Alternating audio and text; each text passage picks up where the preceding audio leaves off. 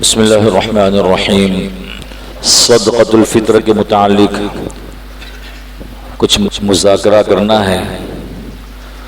صدقۃ الفطر بھی ہر اس شخص پر یا اس خاتون پر واجب ہے کہ جس کے پاس 52.5 تولہ چاندی یا اتنی مقدار کی رقم موجود ہو۔ زکوٰۃ اور صدقۃ الفطر میں فرق ہے، تھوڑا سا دو فرق ہیں۔ زکوٰۃ اس وقت واجب ہوتی ہے جب اتنی مقدار 52.5 تولہ چاندی کے بقدر مال کسی شخص کے پاس ہو اور اس کے اوپر سال گزر چکا ہو، جس کو حولان حول حدیث شریف میں کہا گیا ہے۔ حولان حول یعنی 1 سال اس پر گزر چکا ہو، تب اس پر زکوٰۃ آتی ہے۔ اگر 1 سال نہیں گزرا اور پھر اس مال کے اندر کوئی حالات آ گئے، مال ختم ہو گیا، تو اس صورت میں اس پر زکوٰۃ نہیں ہے۔ ہاں، ایک مرتبہ کسی شخص پر زکوٰۃ واجب ہو چکی، پھر ہر مال پر سال کا گزرنا ضروری نہیں ہے، بلکہ سال کے ختم ہونے سے پہلے مثلا کوئی نفع آ گیا 2 دن پہلے، وہ نفع بھی اس میں شامل کریں گے۔ کسی بھی طریقے سے مال آ گیا، میراث کا مال آ گیا اور اس کا مالک بن گیا، وہ بھی شامل کریں گے۔ اور صدقۃ الفطر میں یہ ہے کہ حولان حول یعنی سال کا گزرنا ضروری نہیں ہے۔ عید الفطر کی رات میں، عید کی نماز تک اگر کسی شخص کے پاس اتنا مال آ گیا جس سے 52.5 تولہ چاندی آ سکتی ہے، اس زمانے میں 6 لاکھ سے کچھ اوپر رقم بنتی ہے، اس کے ماتھے پر قرض بھی نہیں ہے، یا اس کا دکان کا سامان اتنا ہے، سٹاک اتنا ہے، تو اس کے اوپر صدقۃ الفطر واجب ہو جائے گا۔ دوسرا فرق زکوٰۃ اور صدقۃ الفطر میں یہ ہے کہ زکوٰۃ ضرورت اصلیہ کے علاوہ جتنا بھی استعمال کا سامان ہے تو اس سامان پر، استعمال کے سامان پر زکوٰۃ نہیں ہے۔ اور صدقۃ الفطر میں یہ ہے کہ ضرورت اصلیہ کے علاوہ جو سامان زائد ہے، مثلا کسی کے پاس 2 بائک ہے تو دونوں بائک پر زکوٰۃ نہیں آئے گی، اس لیے کہ ایک استعمال کرتا ہے، 2 ایک ساتھ میں تو استعمال نہیں کرتا، لیکن صدقۃ الفطر اس زائد بائک پر آئے گا۔ کسی شخص کے پاس ایک گھر ہے جس میں خود رہتا ہے، دوسرا گھر کرائے پر دیا ہے، ایسے 10 گھر ہیں جو کرائے پر چل رہے ہیں، کرائے پر جو آمدنی ہے یعنی کرایہ جو رقم ہے اس پر تو زکوٰۃ آئے گی، لیکن خود اس مکان کی قیمت اس کے اوپر زکوٰۃ نہیں آئے گی۔ البتہ صدقۃ الفطر میں جس گھر میں وہ رہ رہا ہے اس کے علاوہ جو زائد گھر ہے کرائے پر دیا ہے، اس کی بھی قیمت کا اندازہ لگائیں گے۔ تو صدقۃ الفطر میں زائد چیزوں کا بھی، ایک آدمی کے پاس استعمال کے 2 فون ہیں، زکوٰۃ نہیں آئے گی، لیکن صدقۃ الفطر اس میں یہ بھی شمار کریں گے کہ ایک فون سے کام چل رہا تھا، دوسرا فون جو زائد ہے تو اس کی بھی قیمت کو شمار کرو۔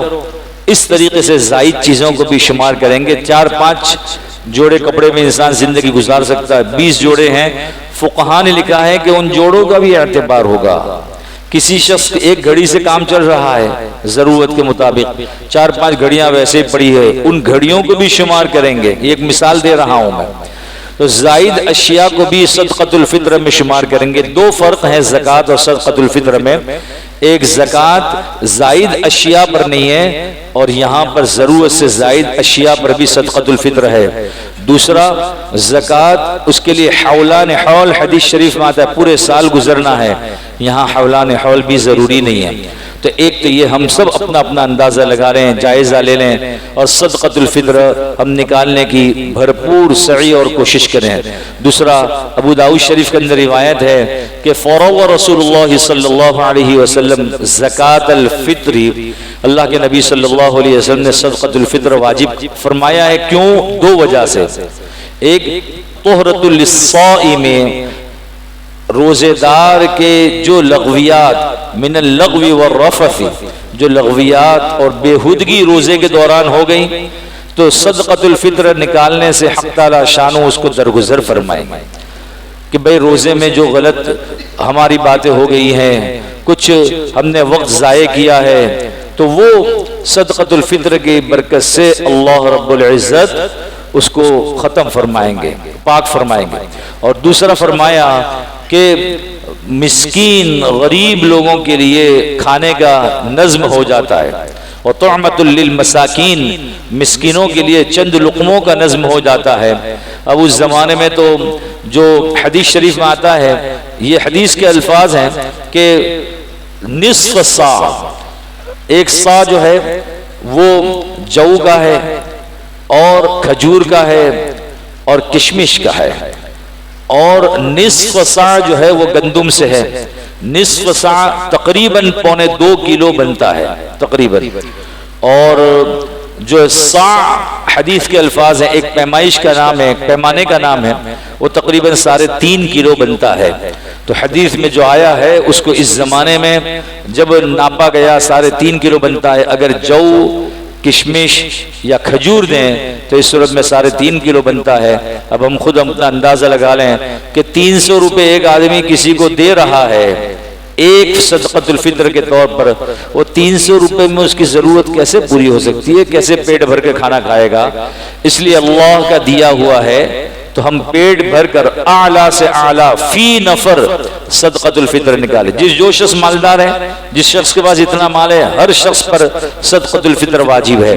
جو بالغ ہیں وہ اپنی طرف سے اپنے مال سے ادا کریں، والد اس کو ضروری ہے کہ اپنے نابالغ بچوں کے پیسوں میں سے نکال کر صدقۃ الفطر ادا کرے۔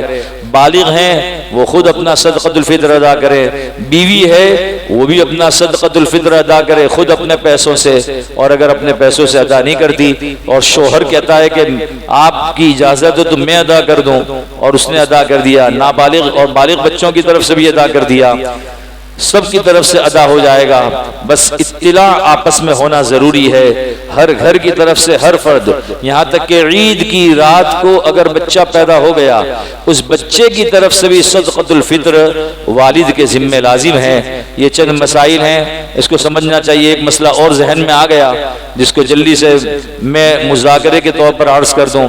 بہت سارے ساتھی آج کل مسئلہ پوچھتے ہیں، جب عمرے پر گئے ہوئے ہیں وہاں سے، یا کوئی بیرونی ملک ہے کہ ہم صدقۃ الفطر پاکستان میں ادا کرنا چاہتے ہیں تو کس طرح ادا کریں؟